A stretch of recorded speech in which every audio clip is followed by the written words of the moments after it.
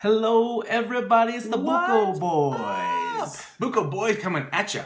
Episode 46. I am DVO. And I'm Dale. The Van Otten Brothers, a.k.a. Buko Boys. Another episode, another fun episode I'm looking forward to talking about. Coming down Van Otten Lane. Here we go. That's right. So I found out that there's a Van Otten Lane today. That is kind of cool, and it's really cool how you came across it and where the location is. Everything about it was weird. Yeah. Everything about it. So started up my own signing agency, and I had, or not agency, business.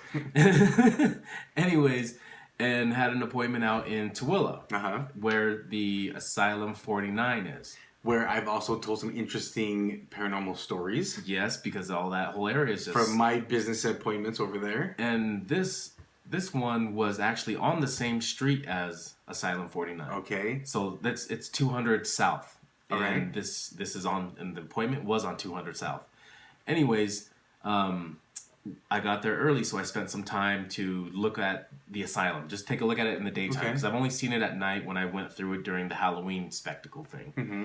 And looking at it in the daytime, you can see a section of it that looks pretty haunted, and then there's another side of it that's still in use, and it's like a daycare or something. Yeah. Almost like a daycare, I think. For the elderly or something like that. Yeah. Yeah. Well, anyways, it's still operational. It's crazy. But, and directly behind the hospital is Tooele City's cemetery. Yep. It's pretty big. And I kind of drive past the hospital, kind of looking at it, and I get to the corner, and I make the corner, and I figure I'm going to pull into the cemetery and just kind of cut through it. As I pull in, what greets me is Van Otten Lane. That's awesome. How crazy weird, because our family, the name Van Otten, we're the only ones. Like, it was one family that came here, and and we've kind of spread from there. But this cemetery is super old. Right. Super old cemetery. So this lane had to have been created, this street had to have been created a long time ago, with a name a long time ago. Yep. So who in our family made a name for themselves down there? I'm interested. I'm curious. So now I have to do some research. Yes. And there was an office right there too at the cemetery for like the records office, and it's a house. Somebody lives there. But there's a big closed sign on. They were closed when I drove by because I wanted to stop in there and say, "Explain yourselves. What's this all about, Van Otten Lane? Tell me more." Do I own this now? So am I part owner? Here's my ID. Give me my share. So pretty crazy, but yeah, Asylum 49, super haunted. I wanna go back there, and I do too. We need to do that one of these days. Yeah, we do. 100%. But they charge a lot. I need to I know people that know the owner, so I need to see about getting the Buko Boys exclusive. Yes, we need to do that. Speaking of Buko Boys exclusives, which we always have and do, we did another one. We got the pre-showing of the movie Good Boys. Good Boys, that was produced by Seth Rogen. Yeah, and everybody knows how funny that is. So hilarious. Imagine Superbad. Yes. But preteen Superbad. Tween Superbad. So same kind of concept, trying to go to a party where there's going to be girls, except instead of being like super raunchy, it's more like they try to be, but they don't understand it. Yeah. And it's too funny because I remember that age. I remember that very well. Because they're in 6th grade. That's what it is. Yeah. It's the beginning of 6th grade. Yeah, they're going into 6th grade. They're going into middle school because... Yeah, and whatever state they're in, 6th grade is middle school. Here in Utah, 6th grade's still elementary. Right. Illinois. It was in Illinois. Oh, okay. So it was a big deal for them. Yeah, because they were going to go... The cool kid of the school who holds the record for the most sips of beer. Yeah, which is sips. 3. Yeah, he's a badass. So he's the coolest kid in the school. He's having a party, and he's like, hey, girls are going to be there. So you know what that means? Drama. The one friend drama. It means kissing. It's going to be a kissing party. So they need to be wearing your kissing pants. Yeah, they need to get their skills, their kissing skills up. Anyway, it's hilarious. Hilarious, the adventure these kids are on. Just the naive... That's what makes it the funniest. Yes, because they say things that they think they know because they think they're old enough to know these things, but they're so wrong. But I remember being like that. Yeah. It's like it was funny, like not knowing what a blowjob really is and how to even use that in a term, and And then what's that one part? Coom. It's Coom. So C-U-M. Coom. it was hilarious. We were laughing out loud, literally LOLing. Yeah. Super loud. During the movie, because there was only a few of us in there, so we could be loud. And it was funny. It was hilarious. I was cracking up. I would see that again. And I definitely recommend watching it. I think the biggest thing that caught me by surprise is because these are like young kids and they do swear a lot. And I wasn't expecting that right off the bat. I mean, This was realistic. Yeah. I want to say how realistic this movie was. Which made it more funny. Yes, 100%. I remember doing some stupid stuff like this. Right. And being in these situations with like these kids are in, kinda. But man, was this spot on like the feels of how things were, like trying to be older than you really are, and it was funny. It was relatable. It was a good time watching it. So we recommend checking it out. Yeah, so we don't want to give too much away because it's not even out yet. So that'd be super spoiler of us. Yeah, but watch it. It's funny. Yeah. Maybe don't take your little kids to it. But... Yeah, don't take little kids to it just because there's kids in it. But I think Seth Rogen did a really good job at taking the whole idea of Superbad and then changing the age group. Right. And then making it relate to that age group was spot on. It was funny. It was good. It was funny. But I did go see another movie.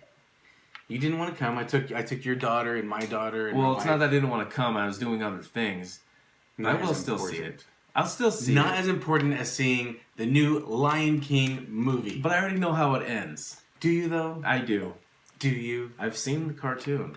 And maybe it's different. Based on the track record of their reenactments, they're spot on. Well, you might be surprised. I probably won't. Might not. But anyway, most of us have seen the cartoon, so we do know what the storyline is like. But it was good. It was very good. So from what I had heard with like people not feeling as attached to this movie because the animals that they're using don't really show emotions on their face, were you still pulled into the emotion? 100%. Yep. Okay. It didn't affect me. Like, I don't expect lions to be having these huge smiles on their faces, I guess. But it's supposed to be portraying a real life lion. So, yeah. And so I wasn't expecting anything like that, I guess. I think these people are just nitpicking. You're talking about. However, I would say what I really enjoyed about the movie is the banter between Timon and Pumbaa. Is it so? It's different than the cartoon. Their banter slightly, not a lot, but they're funny because it's Seth Rogen. Seth Rogen's Pumbaa. Billy Eichner is Timon. He's funny too. He's hilarious, and you can definitely like hear his real personality come through it. He screams a lot. Yeah, he does. The Billy on the street. Yes. When he's screaming at people. It's funny. I love that show. You guys need to watch it if you don't know who Billy Eichner is. Billy on the Street, hilarious. And they were great. It was a good movie. It had some of the action, obviously. Simba, Mufasa, Scar, the hyenas. You have that little action going on. And tell me about my favorite song in this movie. Is it in the movie? Is it in the movie? Of course it's in the movie. Yes. Sung by Beyonce. What? Yes, because she plays Nala. So she sings. So she sings it? Yes. It's not Elton John? No, he does sing another song in the movie, though. I think a new song for the movie. A new one. Is it a good score, though? It's good. It's not going to be the hit of it. But it's good. Why Disney can't do that anymore, can they? What?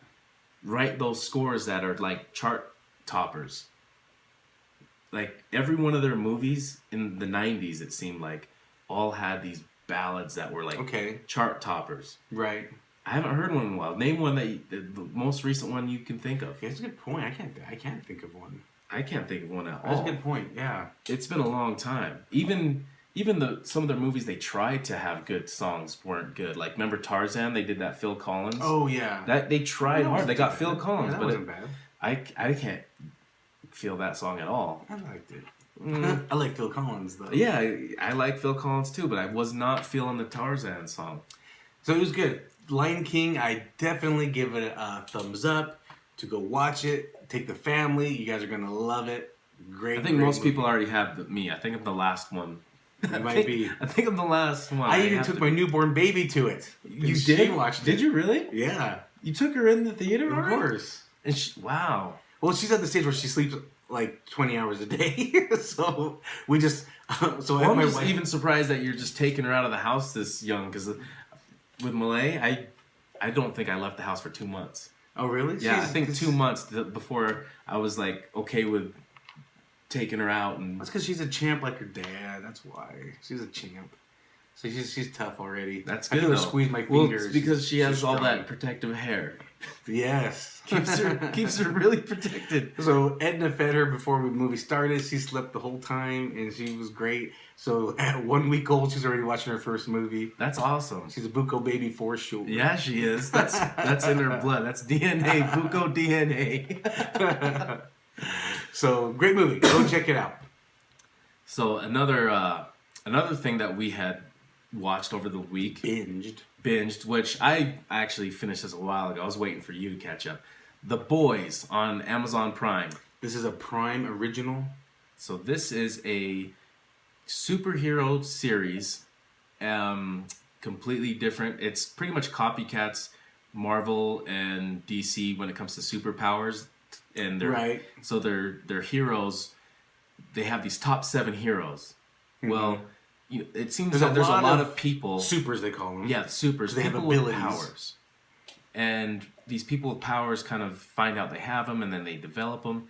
And there's this top 7 of these supers, and these top 7 are kind of like the world's famous supers that they're star in TV shows. They're sponsored in all these ads. Right. They're used action figures promoted as like these really famous, like they're the stars of the world. They're the stars, and they're in everything, and they get paid by all these ads, and it's a corporation that runs them. Yeah. So it's not like their own league of their League of Champions. They have a management team, a PR team. Each one of them do. Each one of them have a PR team, and they're just following around paparazzi style, and they go around like when they save people, when there's like already a crew of people there to record them and all this stuff, make sure they say the right things and they advertise right. Yeah. It's crazy, but it's like a world that like that, pretty much saying that America would do that if we had some superheroes. They're getting paid. Yeah, they're getting paid millions, so they want to be in that top 7. So if you have powers, you want to be in that top 7. So let's try and remember some of them. So the leader's name Homelander. So he's got like the American flag and everything like that. He's like Superman. Yeah, he has Superman powers. Superman. Laser beam eyes, super strength, speed, fly, all that stuff. And then there's a girl who's kind of like Wonder Woman, but... Queen Maeve. Okay, that's her name? Yep. Queen Maeve. And then there's a guy like The Flash. A-Train. And then there's super speed. And there's other people with super speed, but he's the fastest, though. Yeah. That's why he's in the top 7. Mm-hmm. And there's people that try to challenge him constantly. And so if those people, if people beat him, then they take his spot. So he has to stay the fastest. So there's 3. What's another one? There's one like Aquaman. There's a... So that's his name is the Deep. The Deep, yeah, he's like Aquaman. There's one that's like the Invisible Man. The Invisible Man. But what's his name? Oh gosh, I can't remember his name. He's a creep though. Yeah, because he's just totally naked. Yeah, he has to be naked to be invisible, and he just hangs out in the women's bathroom. Yeah, all the time. Super creepy. Yeah, he's really creepy. He's naked and creeping him around places. Oh gosh. Well, they hire a new girl because the Lantern quit or something like that. He's retiring. So the Lantern's retiring. So they're recruiting. Someone died. Well, sure. Or one person retired, and they did a recruiting event, and they recruited Starbright. Is their name Starbright? Something like that. Something like that. And she like shoots light beams. Yeah, power energy. Yeah, power energy light beams at people. And who's the other one now? I can't remember. Somebody died though. In the beginning, someone got killed. Okay. I can't remember right now. Anyways, they're short 2 people, and so they hire this girl, and they're still short somebody. Somebody's kidnapped. That's what it is. Which one was kidnapped? You got it all wrong. I do have it wrong. I'm trying to remember right now. You watched it most recently. What is it? They're just filling another spot because one person retired. I said so. I just can't think of the seventh person right now off the top of my head. But yeah. So it's just really it's really interesting how it's just portrayed that they are basically paid employees, or like celebrities, or like they're almost stars. like sponsored. So it's almost like they're getting paid by sponsorships, by advertising things. Yeah, they do being commercials, in movies, commercials. So they're getting paid by sponsors. Really, but they really have these powers, and obviously there's a little bit of controversy going around. Well, it's almost like they get away with anything. So these superheroes saving people at the same time do a lot of other damage. And it's like... collateral damage. A lot of collateral damage. And it's like, who pays for this collateral damage? And at the same time, it starts to get questionable as to why are these bad things happening and there's people, their PR team already set up for it, you know? So it makes you question a lot of other things. And then you have, you know, the superheroes that have been in the business for years, and then like this girl that comes in brand new. So it kind of shows how this lifestyle taints your will. Yeah. And just how it changes you. So it shows someone brand new coming in and all these, you know, guys that have been around for a long time. They know the ropes, and they kind of are, you know, it's kind of like a everyday thing for them. So they're just kind of like it's another job, blah, blah, blah. And in the trailer, it talks about, you know, be careful when you meet your heroes, right? Because that's what it kind of talks about, because maybe they're not as nice as they portray themselves. But what's funny is, so there's this world that's happening. I'm going to look up the characters. Okay, while this is going on, you have these other group of people that have had the collateral damage happen to them in their lifestyle and how it ruined them. And they are trying to get revenge back for, like, why isn't this being talked about? Why isn't things like this being brought up? And you know, it's like it's wrong. We need to, you know what I mean? But anyways, you find them? So it's Starlight. It's Starlight, okay. Deep. Just kind of going through here. Black Noir. Black Noir, yeah, because he's quiet, he doesn't talk. He's almost like that G.I. Joe character that wears all black, Snake Eyes or something like that. Yeah. That's who he's like. He's like that. He's like the G.I. Joe. But he can fight really well. Like this, like Snake Eyes. Yeah. He's almost exactly like that. But it's just really strange. He doesn't talk. Well, he does talk. He can talk. He just doesn't. He's just to be a dick. Just like Snake Eyes. Snake Eyes it's just weird because he never talks, so you never hear anything. He took a vow of silence. Yeah, this guy, he just doesn't want to talk to you because he's a dick. He'll talk. It's his persona, maybe, you know? Yeah. Oh, maybe look at the invisible guy's name. See if I can find that. Translucent. So, yeah, so those are the seven. And, yeah, and then it's following these other guys as well as the superheroes. It's following the guys that are trying to take these superheroes down and make them pay for all the bad stuff they did. Yeah, because they're just saying, you know what, maybe they're not as good as everyone thinks they are. We're going to catch it and prove it. That's what they're trying to do. Right, and it kind of intertwines with, you know, one of these guys meeting superhero and not knowing she's a superhero and then kind of using her at the same time. It's at the same time falling in love with her. Exactly. It's so much things intertwining and storylines to follow, and so it's only first season. It's really good. You guys need to go check it out. The way it ends, the way this season ends, it sends you. It's a doozy. It is a doozy. It's just like 6 episodes too. So it's not or 8. I think it's 8. Yeah, 6 or 8. 8 episodes. They're like an hour, not even an hour each, and it pulls you in, and it's exciting, and it's I like how the storylines don't get boring. None of them get boring. Right. It leaves you wanting to know more, and then the way it ends is just like totally mind effed you. Yeah. Completely mind effed you. You're just like, now I need some kind. What the hell? Well, I wasn't like that. I was like, it was a good ending. Yeah, I was kind of like, you left me hanging here. You left me hanging here. You left me hanging here. What's happening? And now how long do we have to wait? Hopefully not too long. I hope not too long. Yeah, I hope they get started right away because it was good. If anyone hasn't seen it yet, you need to see it. Did we post? I know we talked about superheroes before and what superpowers we wish we had. Did we ever post to our viewers and listeners what superpower they would like? I can't remember. I don't think we need did. to do that. I want to know some of our listeners and viewers what superpowers they would like to have. I think it'd be kind of cool. Has yours changed? I can't remember if I said super strength or flying, but kind of part of me now kind of would like to manipulate time a little bit because I was just going to ask you if you want super speed. No, super speed. That'd be our dad. Our dad definitely would like super speed.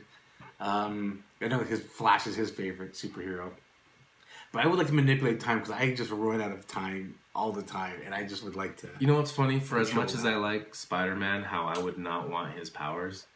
As much as I like Spider-Man, I would not want his powers. Climb walls and yeah, I would rather fly. fly. His fighting skills. Well, yeah, his fighting skills are awesome. If I could change the walking on walls and throwing webs to flying, then that would be cool, right? So awesome. So anyway, 3 great shows that we just saw that you guys. Before we get into the next thing, yeah. What Disney just announced about the streaming services that the Disney Plus service. Yeah, is it September, November, October, something like that? Soon. Very, very soon. This year. Yep. Like coming fall up. of this year. Yeah, it's happening. It's happening fast. It's gonna be $4.99 for Disney Plus, right? Is that what it was? I can't remember if it was I think that or $4.99 or $6.99. $5.99, something like that. Yeah, something like that. Something like that. But now they are offering a whole package of Disney Plus, Hulu, and ESPN for ESPN Plus for $12. Yeah, like $11.99, something like that, which is a killer deal. And I just stopped my Hulu, and now I'm gonna get it again. Because Disney bought Fox. Did Fox own Hulu? Yes, Fox was the majority holder in Hulu. Did you know that Disney owned ESPN? Yeah, I knew that for a while now because of the ESPN bar and restaurant in downtown Disney. Oh, okay. I was kind of surprised because I noticed that like my fantasy football was linked up to like my Disney movie. Because it's account. ABC. Like, wait a minute, isn't it ABC that owns ESPN and Disney owns ABC? No, Disney owns all of them. Disney's the parent. Yeah. They're all sisters. Yeah. Yeah, that was kind of cool. So anyway, it's ESPN Plus because you can watch UFC. I was going to say, I'll probably start getting into more UFC stuff if I have ESPN Plus. That and boxing, if they play more of boxing on ESPN. I don't think they do. I think Showtime pretty much owns boxing now. Well, I mean, they own the... I think ESPN would still show a lot of, like, amateur boxing, a lot of other boxing. But I haven't watched that in forever. It's been a long time since I've was into that. Let me get back into it. Be interesting. But anyways, that service is coming out, and I'll be getting into that. Me too. I'm going to get it. So anyways, back to our last subject of the day. It's going to be a long one. But it's a fun one, guys. Yes, very interesting. We kind of talked a little bit about it last week. Stardust Ranch in Arizona. Crazy shit ranch is what I'll call it.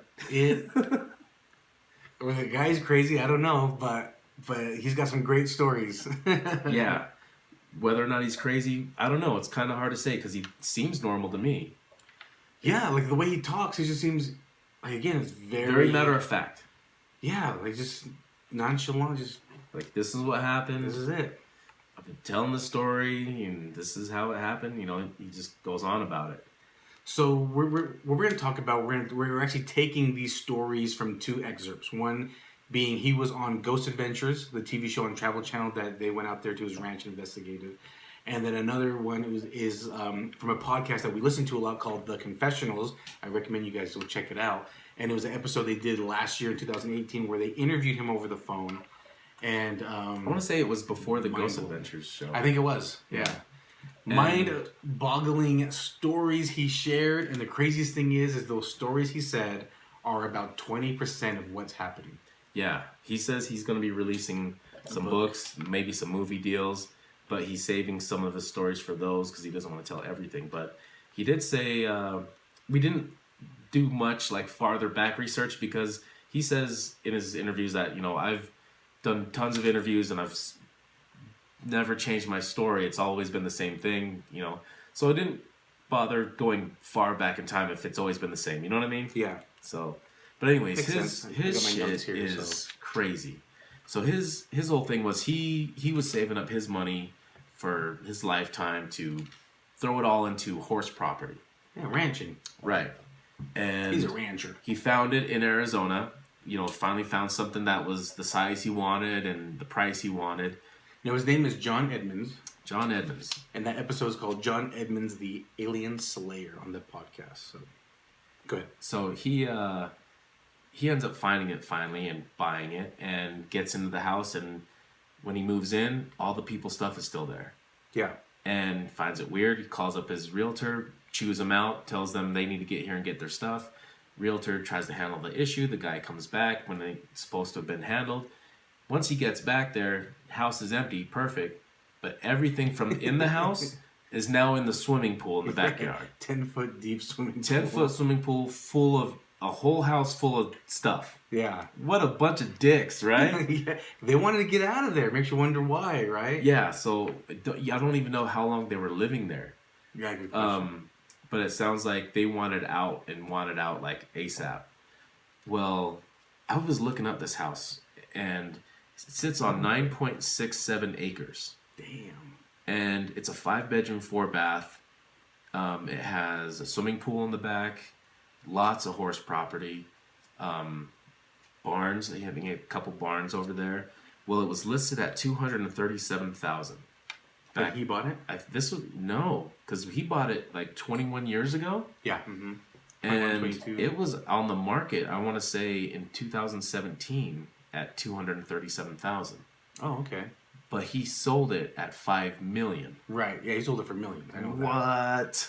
But yeah, it was listed for, I think, the property value $237,000. But somehow was able to sell it. It had to have been a cash deal to make it $5 million, because no banks would allow that to happen. We couldn't find the new owners. We gotta look. I want to. It would have to be a corporation, and this had to have been paid cash. In order for anyone to have purchased it for that much money, it had to have been a cash deal. Mm-hmm. $5 million cash. This dude's banked, and he took off to Maine. Well, and what he wants to do, because he moved to Maine because he wants horse property. Keep doing the ranching out there. And he wants to write this book and tell everything in that book, like 100%, because like I said, he's only been telling like 20%. He wants to tell it all and then be left alone. He's like, I want to be left alone then. Yeah, he says he doesn't want people coming after him to talk to him and stuff. Yeah, so that'd be interesting. And as he's told his stories, the sellers, the ones that kind of left all their stuff there, they actually have...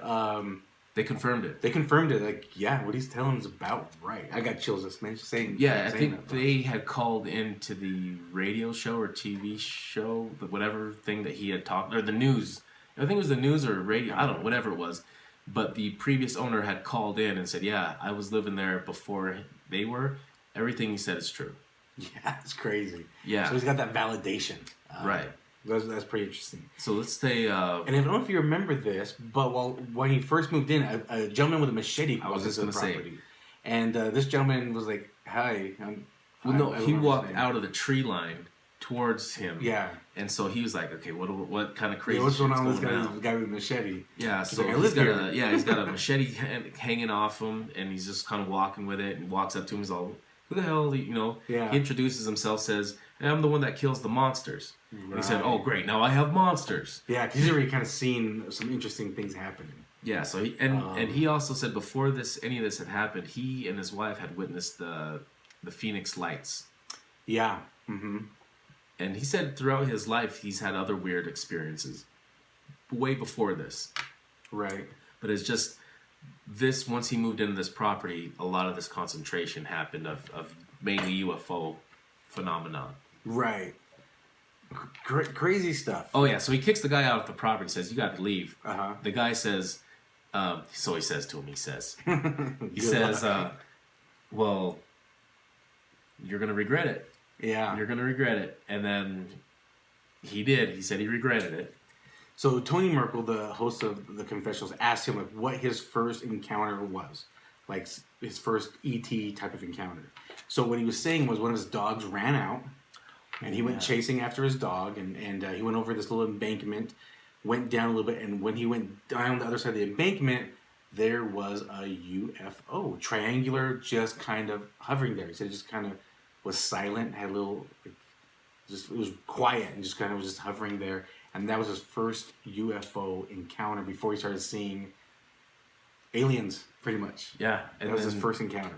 So speaking of his dogs, let's kind of say a couple of crazy things that happened to his dogs. Right. So a bunch of those grays started coming around the property. Yeah, so the grays, gray aliens. Like the ones you think of, like big head, almond-shaped eyes. Yeah. Like skinny. Call them grays. So yeah, we call them grays or short. So yeah, his dogs ended up mauling one of them, right? They come in threes, he said. So there was three, and he had 2 dogs, I believe. Yes. And they just attacked and just mauled these. And he said the dogs got sick from that, and took them about 3 days, and they ended up passing away from some type of cancer or something. 30 minutes, they started getting sick. Within 30 minutes of like killing them, within 2 days, they were 50% of their body weight, even though he kept feeding them. And then on the 3rd day, they had passed. So they kind of withered away within 3 days. And then 2 of his Rottweilers. And then there was another incident later with his newer dog. Yeah. Where he said a gray had like pointed at it. Well, he pulled up, and there was a gray alien at his dog, and he had like this little flashlight looking thing, touched his dog, and it burnt a hole the size of like a golf ball. Right. And killed the dog. Yeah. And it makes you wonder if that's the same type of thing when they do those mutilations. Yeah.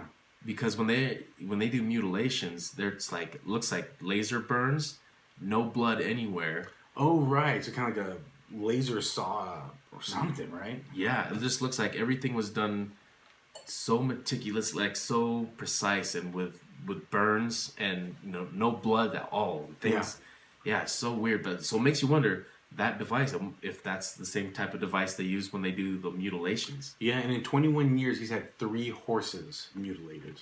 That's not bad compared to like the Skinwalker Ranch. Yeah, you're right. I was like, that's not bad. So So you lost 3 dogs, 3 horses in 21 years. All right. That's not for as much action going on there, it's not as of a bad kill ratio. Yeah, and when he asked him about these grays, like, do they seem scared? Like when you come at them, because he basically swings a sword at them and chops them up. Well, he said at first he would throw rocks at them, and they wouldn't even duck. They wouldn't even bother moving out of the way. So they asked him, like, do you just feel like, do you think they're emotionless? And he was like, I don't know if they're like really a living type of creature. Yeah, almost like, they're almost like, he doesn't Android think they're or something like that. He said, he's like, I don't want to say that, but it's kind of like that. Like they just don't feel almost like a robot. Emotion. But I've heard other things which make me wonder if these grays are just an avatar with a consciousness of someone else running this avatar inside that, like kind of like where you see the Matrix, and how like Neo is all laid back in that chair, and his consciousness is getting sent into the Matrix, kind of like that. But these grays, because he ended up cutting some of these up and getting them analyzed, and just kind of based off of we'll talk more about that in a minute, but with what he found out about them, makes me wonder if that is right. Like if they are just a consciousness inside these bodies, so they don't care if they get hurt or killed, because their consciousness is going to go right back to their original body. Yeah, so that's just your opinion is what you're saying. Yeah, this is just my opinion. Yeah. So it makes me wonder if this is kind of, what he's saying, if that kind of makes sense. Like they don't care if they get killed because they're not going to actually be dead. Yeah, and part of me wonders if they're almost like pawns. They're just kind of the ones that are out there, and it's like their job. It just seems like that's their job. They're studying. They're scientists back where they come from, and they're just doing the study. Like we're the aquarium, and they're coming and checking on the aquarium, cleaning up our poop, and and he says that there's things that happen every day. And for him, it's just normal. Like he'll just be sitting there and he just sees a water bottle lift up off the table, spin around, and drop. And he just, for him, it's like a normal thing. He just kind of ignores it. He's like, or it's nothing. He'll have guests and he'll look at them and their jaws hanging off their face because they just saw a gray walk behind him. Yeah, so he doesn't see it. He sees them all the time anyway. But they walk through his house.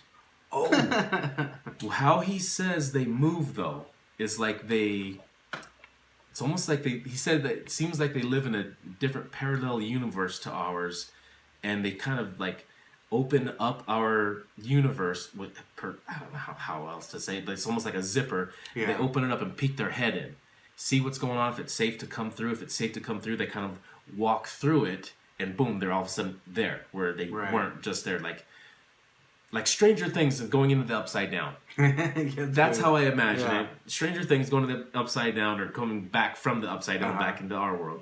But that's kind of like how he's explaining it. Is they're like opening up our dimension and coming through that way. And then when he says when they walk, they don't like walk. He says they kind of phase in and out from one place to another. So almost like disappear, reappear. Yeah, disappear, reappear, phasing in and out.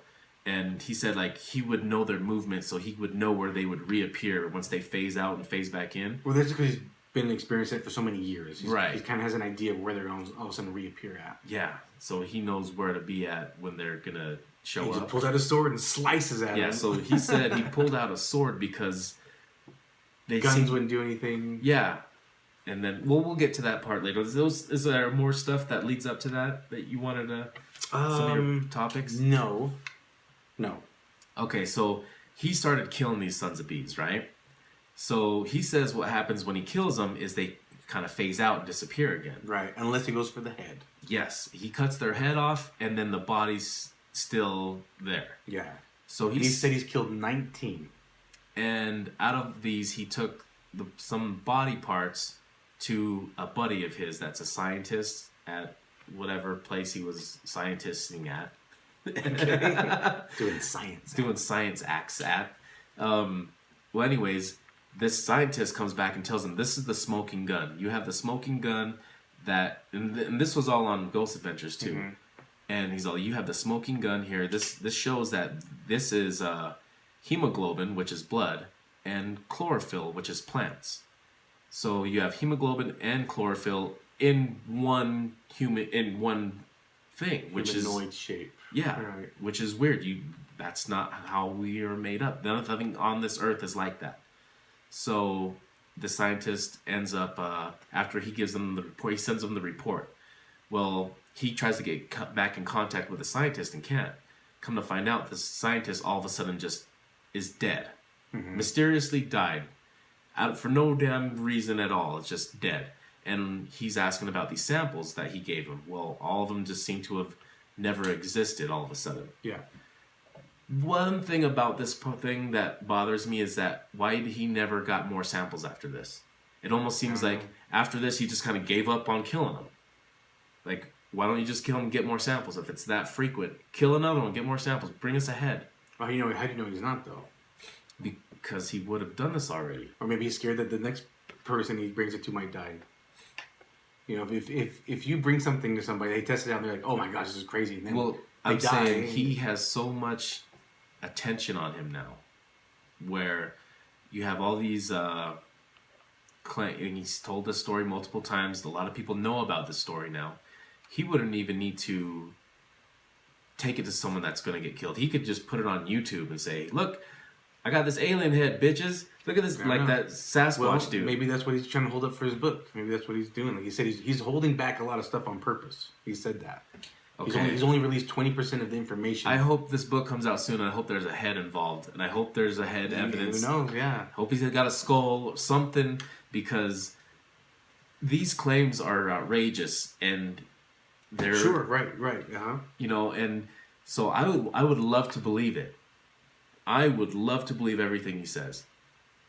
I just wish with what he says and how he has all these ways of getting the proof, and the proof is gone now, but you can still get it because you're still bees deep in alien nuts.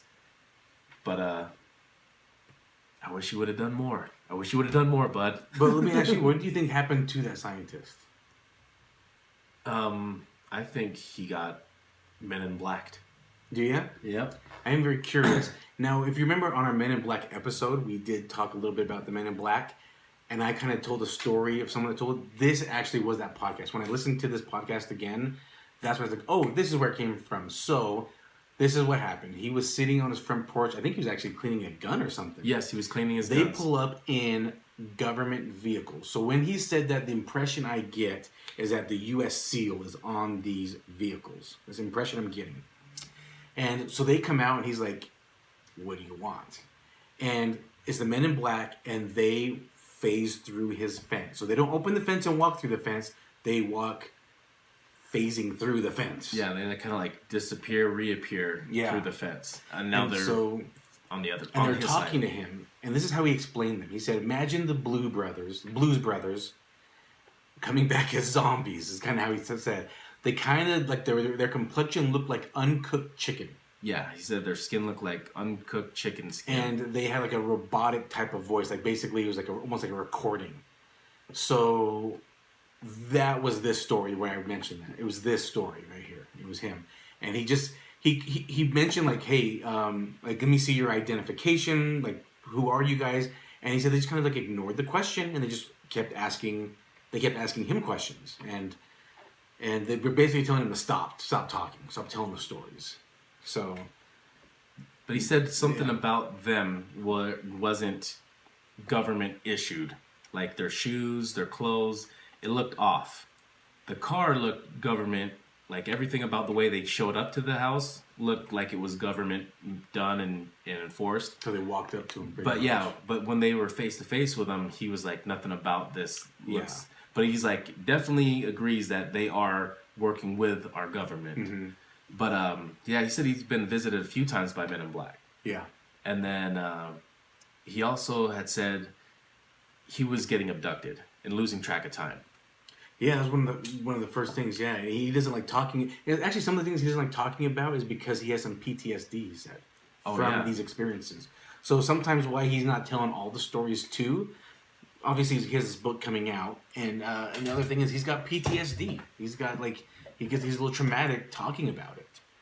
So it's hard for him to talk about some of these situations. On the Ghost Adventures episode, there was, I think she was a news anchor from the local news, and she was kind of skeptical about everything, and so she wanted to spend a night there. And she was sleeping in his front room, and she said throughout the night there were things walking in there. She's like, wasn't crazy. People, but there were things in there with me, scurrying across the room, and she's like, there was things. I think they even captured things on like night vision in that episode. Yeah, he said a lot of people are getting touched and pinched and groped. He said a lot of women there, more women than more men. Women for sure. And then he goes in the story about his wife. Yeah, oh yeah. And it was the first encounter he had with his wife is she would go to bed earlier than him usually. And so he was like, I'm sure watching TV or something. He walks in the bedroom. She's floating 2 feet above the bed, and there are 3 gray aliens around her, touching her and everything. And she was naked. She was naked. And that's when he pulled out the sword. Yeah, he said there was a sword near his bed. Yeah, and that's when he pulled it out and started slicing and dicing away. So all you women out there that are like, tell your men to get rid of their samurai swords that they have on display. Well, guess what? Just saved your life with a samurai sword. From aliens. Come on, guys. Yeah, imagine that. So whenever you girls try to tell your guys to get rid of their guy stuff, it comes in handy. This is why we keep guy stuff around, right? So he's slicing and dicing at these. He kind of has his attention on one of them. I don't know what happens, but he turns around. He sees his wife being dragged outside. He goes chasing after her, grabbing her. I think at that time he grabbed a shotgun. There's a cone, he said, of light. And this from kind of in the sky, kind of dragging her. And I didn't really capture, maybe you did, brother, if it was the light pulling her or if the aliens were pulling her. I don't know. I think it was like the light. And so it was like this cone-shaped light, and he just started shooting a shotgun at that light. No, this was a different time when he was shooting at the light. Oh, was it? Oh, okay. So that time, he got his wife. She kind of like got out of it, and at that time didn't drag her. It was a different time. So there were other events that had happened after all that, and she had told him, if they ever don't let them take me. Kill me. If do whatever you have to do. Do whatever but kill me. Don't let them take me. Mm-hmm.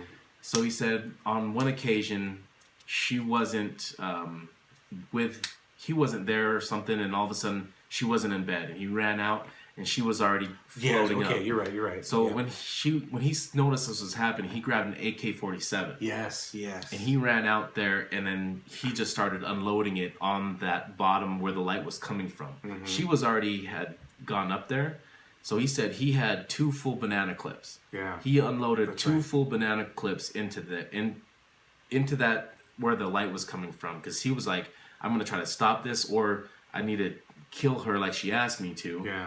But he said within 3 seconds of this, she came like tumbling out of the bottom. Kind of roll down. And as she was rolling down, he was still firing. So he's seeing her coming down as he's still firing. And, by the time he stopped, multiple bullets had gone towards her.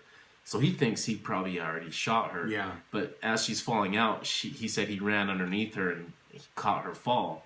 But no bullets got into her, and they were just kind of both bruised up and banged up from her falling on him. And she was woke up and was like, why am I outside? Yeah. And he's all, come inside and I'll tell you all about it. Right. And so, and he's also talking about, he's been dragged, but he doesn't go into detail again because he says he's in the story. Yeah, he says he would lose track of time and stuff. Yeah.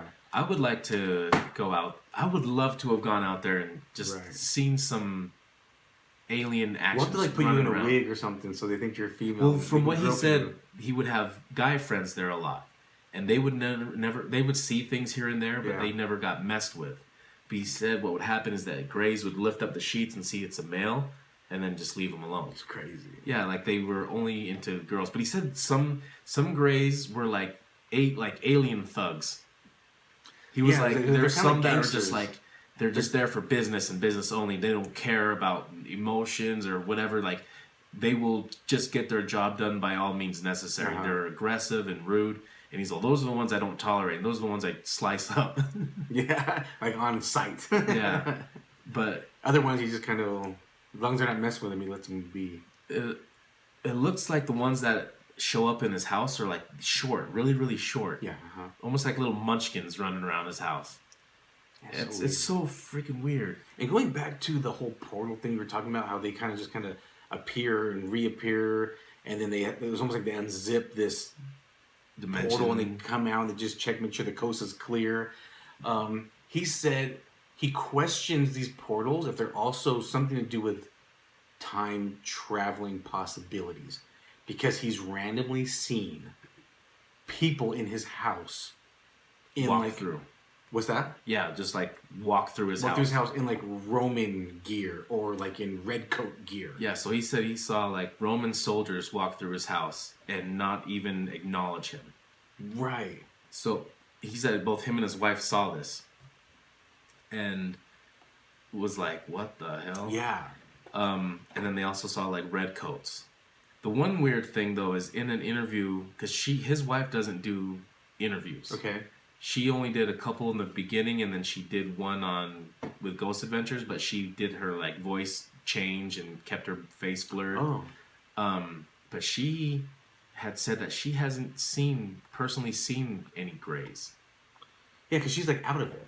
So it just seems super weird that she doesn't see them, but she loses track of time. And she said there's times where she's woken up and had like her inner thighs all the way raw, that they were bleeding. And it's like, so obviously she's went to Pound Town in space. Gosh. But yeah, it just seems really weird. Yeah, but at the same time, like, what if it's old Mr. Edmonds doing it, drugging her at night? Who knows? And saying it's aliens. Who knows? Weird, but at the same time, a lot of people are saying they're seeing things there. Yeah, his friends are saying it. The former sellers, former owners said they confirmed the stories he was telling. Like, there's a lot of shit going on. He says at night you see a lot of things in the sky out there. So it looks like it's just regular property. Like, it's not like fully fenced off where you can't see onto the property or anything. But whoever bought it for $5 million, I wonder if they're gonna like do what Bigelow did to Skinwalker Ranch and kind of fortress it all around so people can't see into it and do all these experiments. But I also don't know if any of the neighbors are experiencing anything nearby. or if it's just his property. When we first bought it, there wasn't a lot of neighbors, so they experienced a lot of stuff. And then as they've been living there, more and more people have moved in. So yeah, I don't know. He also said there's been people that claim that there's things underground. He said he's seen reptilian type stuff too. Oh yeah, yes, he did say he saw reptilian people. But he didn't go into details about that yet. Probably for the book, but probably. But he did say, "Look, you guys want to read this book? It's gonna blow your mind." But it makes you wonder what these could be underground, because there are these whole. That might be another episode we might have to check out. Yeah, there's this whole theories of these underground dwellings of alien people that live under the earth, under Earth's crust. Really strange stuff. So what other crazy stuff is this guy got? I think that was it from my notes that I have. I'm just kind of reading again, but it seems like that's kind of it. So a lot of. What would you do if you experienced a gray? Would you try to talk to it, or would you run away? Give me a scenario. Okay, you're in bed. Oh shoot! Okay. So this is a scary one. You're in your comfort zone. Freaky, all right. Because this is where people see them. Yeah. So you're in your comfort zone. I'm in the comfort zone. I got my CPAP mask over my face. You're Darth Vadering the f out, and then you kind of open your eyes a little bit, and see something there that shouldn't be there. So you get the crust out of your eyes. You get a good view, and there's a effing gray standing at the foot of your bed staring at you. I'm probably lunging for it. That's my first instinct that I'm thinking I would do is I would lunge for it. I'd like to attack it. CPAP on and all? No, what if you try to jump for it and it pulled you backwards? My machine? No, I ripped off. I'd go for it. Because I've been kind of woken up at night and I've like jumped up, like fist clenched, like ready to attack, and it's just like my wife or daughter. So, I think I would just go for the attack. And I would probably think it was like probably somebody wearing a mask. Like, what would you do, especially if they don't like defend themselves? Would you just like hold them down? It's like, what are you doing, huh? What do you think you're doing, huh? I don't know. Just banging the big old head against the floor. I probably would. I'd probably just be slamming it. Slamming his big old pumpkin head on the floor. What are you doing, huh? You naked grave, huh? I think that's what I would do. What would you do? I would. Same scenario. I wonder. I would probably think I was still dreaming, because I would see a gray standing there, obviously not human-like. So I'd start wondering if I'm dreaming. I'd probably start talking to it. You think you would? I think I would start talking to it, like, so we're going to clap them alien cheeks or what? No, I don't know what I would do. I think I would probably try to say something and kind of hear what type of tone he has with me. Okay. If I don't like its tone, I'm swinging. What if it talks telepathically to you? Then I would be like, okay, let's keep talking. Let's see how I want to know more how to do this. All right, so you would talk, I would fight. I would talk first, fight second, but only because I don't know if I would be able to tell if I was dreaming or not. Like, this is private property. Yeah, I paid for this place. That'd be interesting. That's another good question for our listeners. What would they do? Yeah, what would you guys do? What would you do? Wake up in the middle of the night. There's a great freaking alien looking at you. Big old black almond-shaped eyeballs. Big old teardrop, gray head. Just looking at you like this. Because, I don't know, hearing these other people's stories of their interactions with aliens, and some people saying that they got abducted and live their whole lifetime. They get abducted at age 15. All the way till they're like in their 40s and 50s. Getting chips implanted in them. Not like that, but like they live this whole life of being like an alien, like a slave, working their life away of just grueling labor. And then after so long, when aliens don't need them anymore, they send them back to where they came from. And all of a sudden they're only missing 15 minutes. Yeah, 15 minutes of lost time. Maybe that's another episode we need to talk about too. Yeah, 15 minutes of lost time, but 20 they lived years a whole lifetime and did a whole lifetime of things. Yeah. And when they do like the regression, like the hypnotist things, like they talk about all of these things they were doing and who they met and all these people they were working with. Jobs they had. Yeah, all the different titles they held and the things they did in those jobs. They lived the whole lifetime in 15 minutes. It's crazy. Yeah. You probably listeners are like, what are you guys talking about? We might have to save that for another episode. Okay. I think that'd be a good episode. So yeah, things like that. People getting abducted like that, and then other people just getting abducted to get fingered for a second. You know, weird, different scenarios. So. You said that so casual.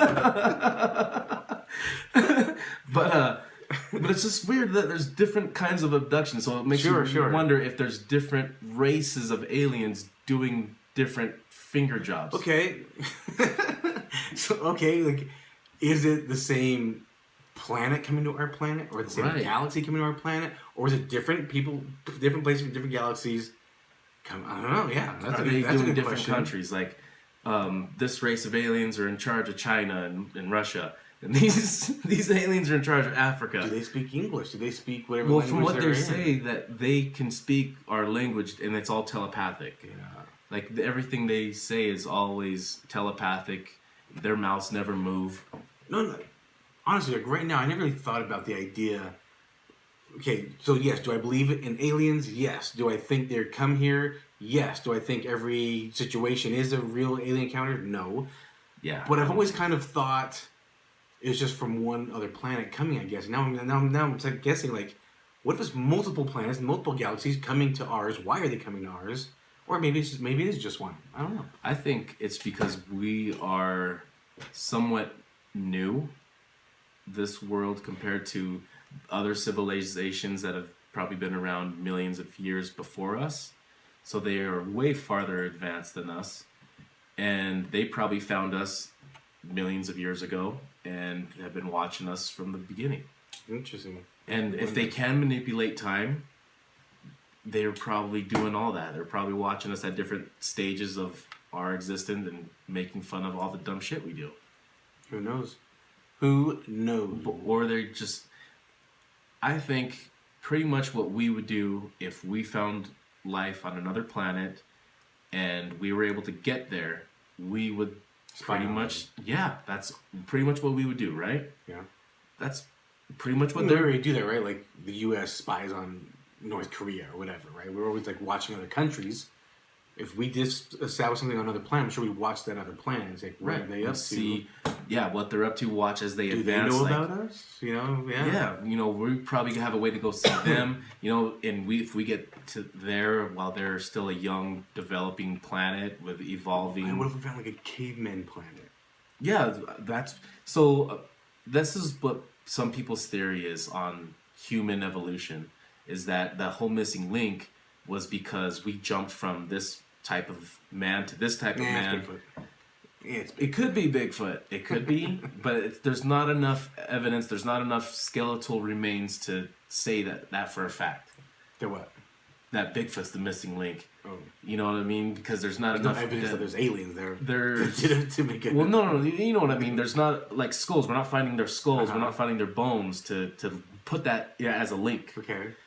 So it's just weird that we can't find those. But at the same time, what people's theories are is the reason why they can't find those is because they think that alien races mixed their DNA with ours, or DNA from another planet, something similar to ours, to kind of correct us in maybe our brain structure to where we can speak, we can use the language, which modified our faces a little bit also.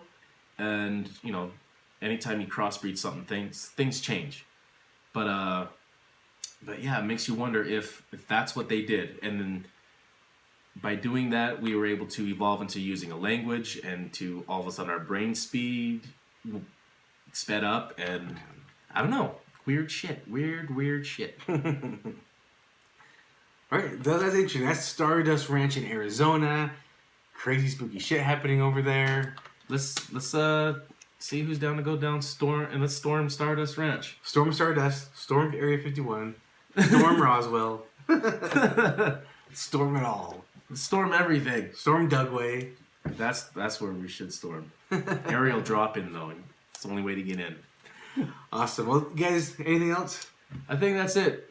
For the night. You guys have an excellent weekend and rest of next week. Till the next episode, folks. All right, guys. Take care. Talk to you next time. Bye-bye.